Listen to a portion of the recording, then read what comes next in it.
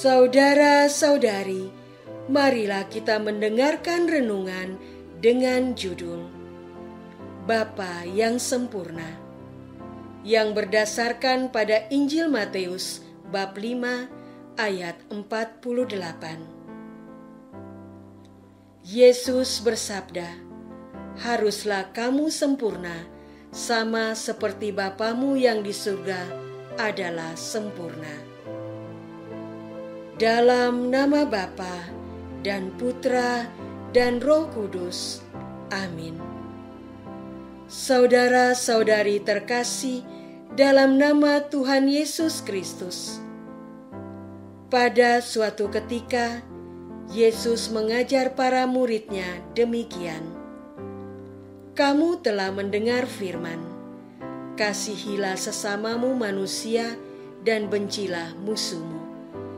Tetapi aku berkata kepadamu, kasihilah musuhmu dan berdoalah bagi mereka yang menganiaya kamu. Karena dengan demikianlah kamu menjadi anak-anak Bapamu yang di surga, yang menerbitkan matahari bagi orang yang jahat dan orang yang baik, dan menurunkan hujan bagi orang yang benar dan orang yang tidak benar. Apabila kamu mengasihi orang yang mengasihi kamu, apakah upamu? Bukankah pemungut cukai juga berbuat demikian? Dan apabila kamu hanya memberi salam kepada saudara-saudaramu saja, apakah lebihnya daripada perbuatan orang lain? Bukankah orang yang tidak mengenal Allah pun berbuat demikian? Karena itu haruslah kamu sempurna, sama seperti Bapamu yang di surga adalah sempurna.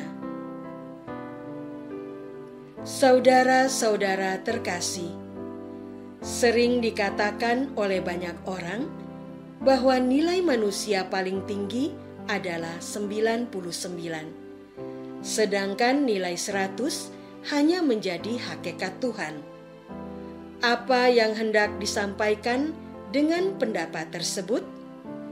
Tentu saja Tuhan lebih sempurna dibandingkan kemanusiaan kita. Panggilan kita bukanlah untuk bertahan dalam ketidaksempurnaan tersebut, tetapi untuk menuju ke kesempurnaan. Bukan hasil akhir yang dituntut, tetapi keterbukaan untuk berproses yang menentukan. Jika untuk berproses saja kita berat, apalagi untuk benar-benar menjadi sempurna. Hidup di dunia ini dibatasi oleh ruang dan waktu. Kenyataan ini dialami semua manusia dari berbagai bangsa sepanjang masa. Manusia yang maju akan mengolah keterbatasan tersebut dengan akal budinya.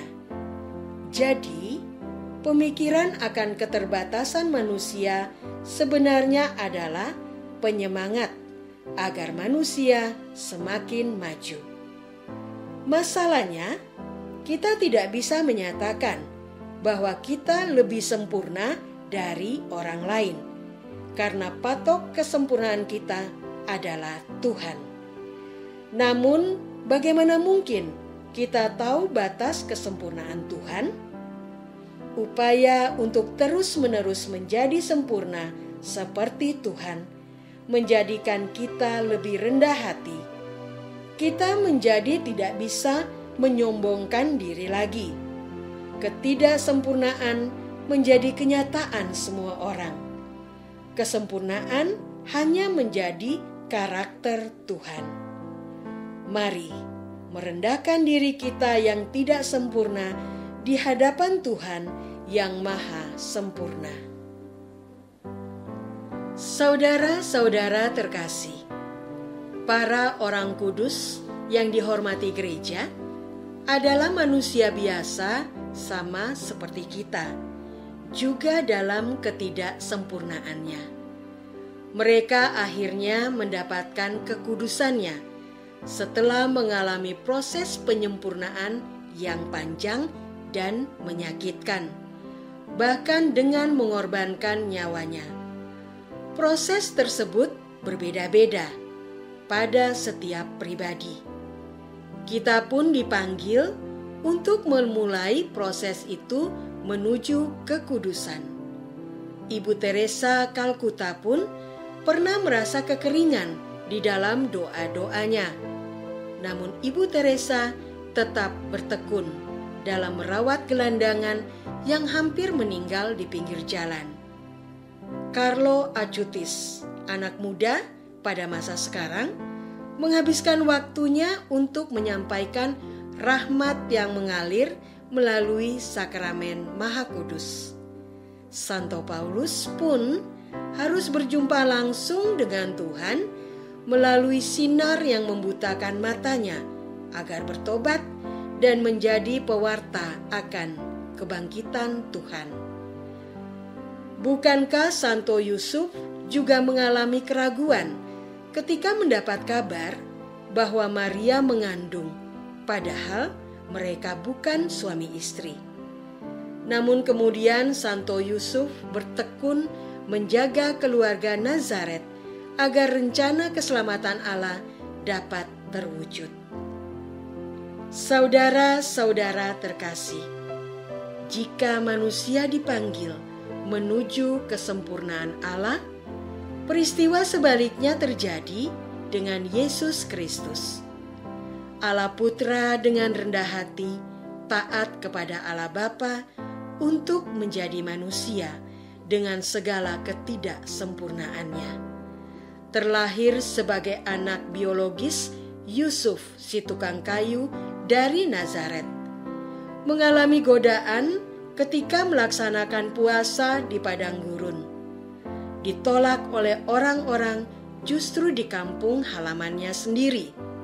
Difitnah dan dikejar-kejar oleh para imam, orang Farisi, dan ahli kitab sebangsanya sendiri. Ditangkap orang Romawi dalam ketakutan ketika berdoa di Taman Getsemani. Mengalami kesengsaraan yang melebihi semua kesengsaraan yang pernah dialami manusia. Tergantung di salib bersama penjahat, wafat dalam keputusasaan akan bantuan Allah. Namun Yesus mengakhiri semua itu dalam kesempurnaan ketika menyatakan, "Selesailah sudah."